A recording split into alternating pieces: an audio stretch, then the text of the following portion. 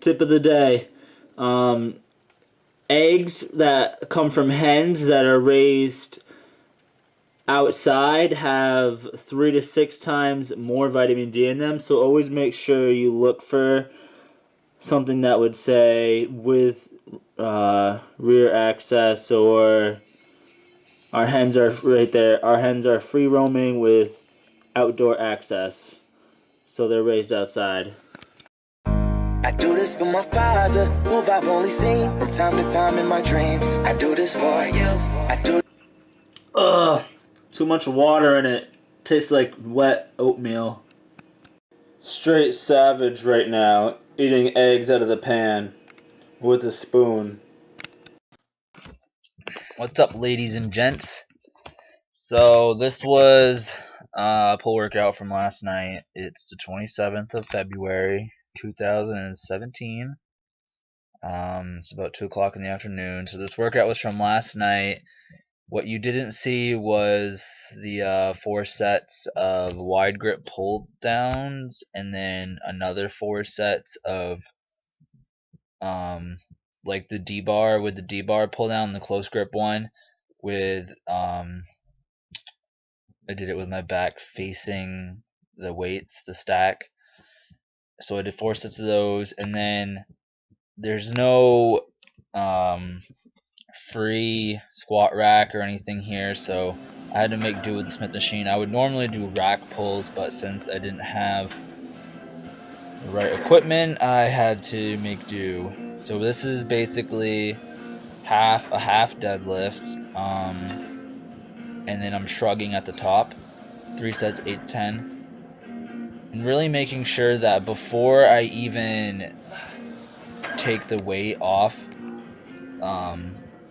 the rack is to make sure that my shoulders are back and my scapula is retracted, because a lot of people, when they do rack pulls, they tend to want to act like they're sitting back, like on their heels, but what happens when you do that is most of the time when you go back, you immediately come forward because your scapula needs to be over the bar and it needs to be retracted before you even lift.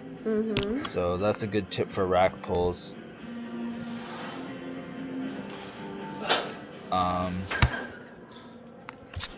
Yeah, 3 sets, 8 to 10 reps on these. And the reason it's a half deadlift is because you're only pulling it from I like to pull it from just below my knees and then up, so it minimizes your leg involvement, obviously, and it focuses more on your lower back. It's not, you can load a lot of weight on here, but I prefer if I am going heavy like that, I use straps and belts. But to just make sure that you're getting the squeeze at the top with the shrug and everything, this was an ideal weight for me. Just focusing on form over everything, guys, because you get stronger by proper form and adding weight. So if you take the time and learn how to do things correctly, it'll help you out in the long run. So then we moved on to dumbbell rows. 4 sets, 10 to 12.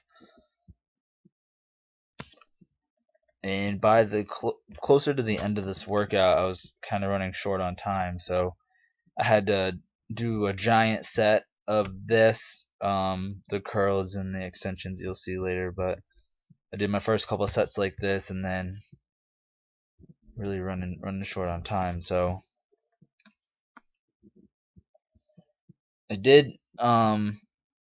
That's the thing about a lot of these workouts is I need to have a lot of time in order to complete them, probably like 2.5 hours. And not everybody has that, guys. A lot of people, like myself, have day jobs, and I have to hold down a regular job and take the time out to do the footage and the editing and setting up the camera and all that stuff. So that takes time and effort. So, you know, sometimes my workouts get cut a little short, but I always make sure I try and do the best to get everything in. But that's just how it happens sometimes. That's life, you know. Life never goes in just a straight line. It's not that easy.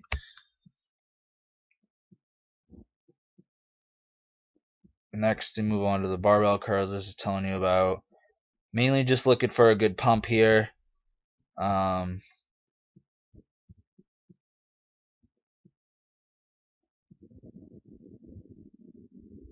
think it was 3 sets of 10 to 12 reps. I kept it at 80 pounds. Just, you know, like I said, like focusing on a good pump. That's what I was trying to get.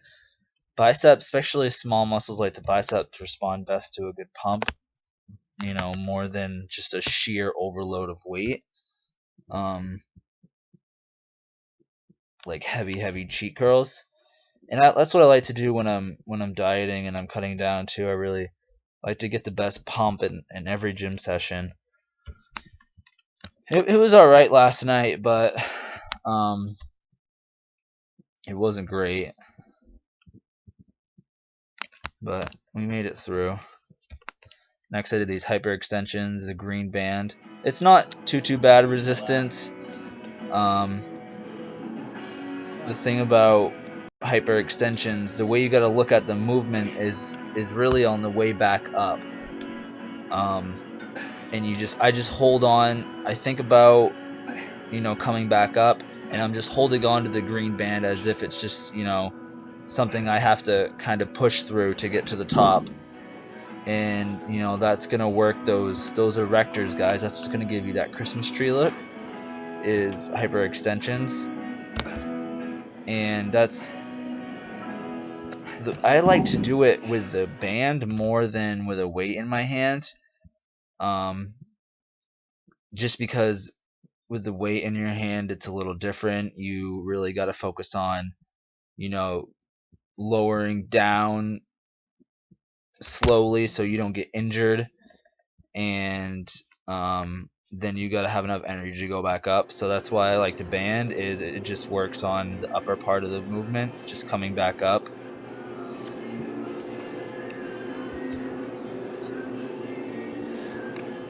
Getting there, guys. Kind of lean, pretty lean, but we're getting there. Not as lean as we need to be, for sure. Make sure you're keeping your back straight and your head and your chest up. That's the most important thing.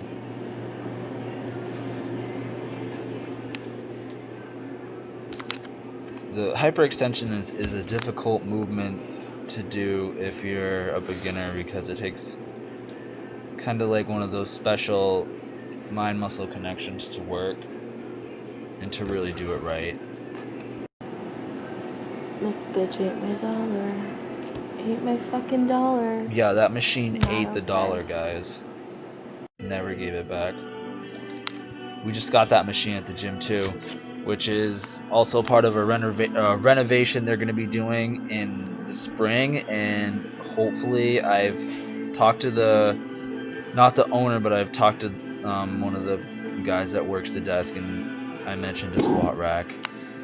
And I told him how I go to the one in South Portland, even though it's a little further, but because they have more equipment, he said that they're gonna look more like them. So hopefully, I'm hoping if they get a squat rack, I won't even have to go to the other gym again. I can just come to this one. I'll have a squat rack, so I'll be able to bench, OHP, deadlift, and squat, and then I'll be all set. And hopefully they update some of their bars. Like this bar isn't even, it's not an Olympic bar. I'm pretty sure it's still 45 pounds, but it's not as long.